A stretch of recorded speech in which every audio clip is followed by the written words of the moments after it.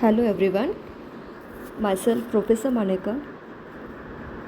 Today we are going to see about the practices of human resource management, which practices are going to be implemented into the organization and how the practices are implemented for the employees that we are going to see in this entire video.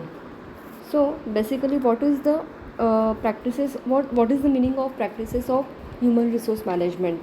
It is the activities in the organization which are considering for organization resources in order to achieve the organization objectives. That means whatever the aims objectives has been decided by the organization, that is going to be implemented, that is going to be achieved with the help of these human resource management practices. So these practices are useful in the organization as well as it is useful for the training and development. It is required for the improving the performance management. It is required to increase the compensation. So these HRM practices are very helpful to give the motivation to the employees, as well as these HRM practices offers the goods and services which are appreciated by the consumer. So it is suitable for the organization and for environment to produce an identical outcome for the organization for the several factors. So these are the activities which are considered into the organization with the help of these human resource management practices. So what are the factors which affect the HRM? There are two factors which are going to be affected into the HRM practices. First is the external factors and second is the internal factors. So the external factors are those which cannot be regulated and modified in suitable manner in short period. The external factors consider as economic change, technological change, national culture, actions of competitors and globalization. Basically these HRM practices, first economic change. Whatever the economically is going to be changed internationally, HRM practices is moved towards the modern concept like international competitors, globalization, which requires for the concepts of reward and internal selection.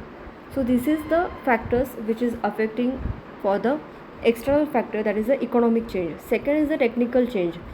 So technological change in which there are the various high level interaction is there between the HR and technology. So whatever the work, whatever the interaction is done with the help of technology. So whatever the technology is going to be changed into the multinational company, at the same time it creates a change into the organization. Third is that national culture. A critical role is played by the national culture in which organization is held for development a technique and framework for the factors which are affecting the HR practices. Third is the industry sector. Fourth is the actions of competitors. Whenever the organization is going to be run, at that time many competitors are there in present in the market. So the development of the HR practices in various methods by organization can be an advantage for the advantage over their opponents. And last is the globalization.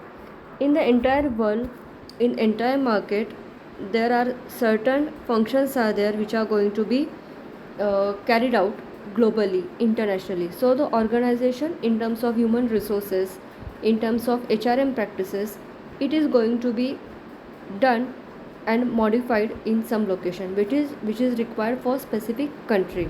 So these are practices which affects externally. Now we are going to see about the internal factors. So what are the internal factors which are affected by the internal environment into the organization? First is the organization structure.